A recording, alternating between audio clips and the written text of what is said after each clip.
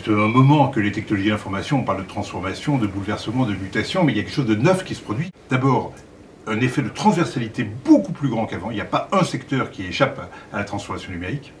Deuxièmement, un changement dans les rapports entre les acteurs.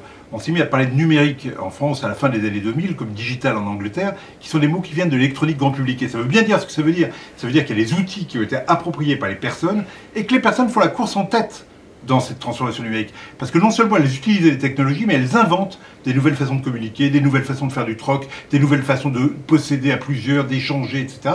Et les entreprises, elles cavalent derrière. Elles doivent s'adapter par rapport à cela. Et elles doivent s'adapter non seulement en s'équipant technologiquement, ça c'est bien, mais en même temps en réformant leur façon de, leur rapport avec leurs clients, leur même mode d'organisation, leur modèle économique, et ça c'est plus difficile à faire comme élément. D'autant plus qu'il y a une diversité d'effets qui est analysée dans le rapport, très grand entre les effets d'automatisation, de dématérialisation, tout le rôle nouveau qui est joué par les personnes par rapport aux entreprises, et le rôle nouveau des données. Donc tout ça représente quelque chose d'extrêmement important et innovateur.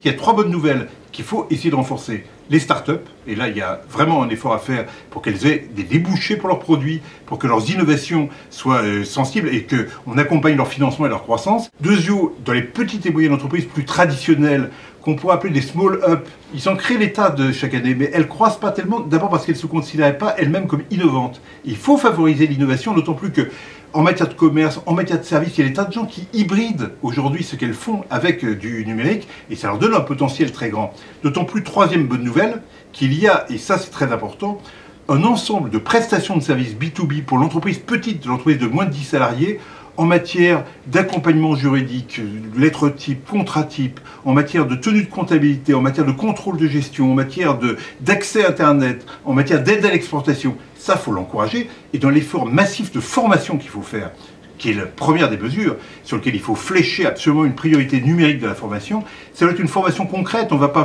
parler du numérique en soi. Il faut qu'à l'occasion de cette formation, chacun apprenne ces services sur lesquels on peut s'appuyer pour faire croître sa petite entreprise.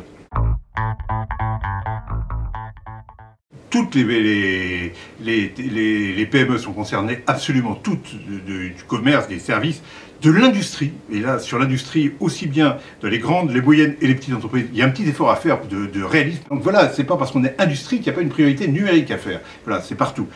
Et c'est toutes les formes d'entreprise. Aujourd'hui, l'entreprise, ça a des formes très différentes. L'économie sociale et solidaire, les gens se comprennent extrêmement bien entre la mentalité de l'économie sociale et solidaire et un des moteurs de l'économie numérique, qui est le monde des fondations, le monde du libre, le monde de l'open, voilà, les gens se comprennent extrêmement bien et se renforcent mutuellement.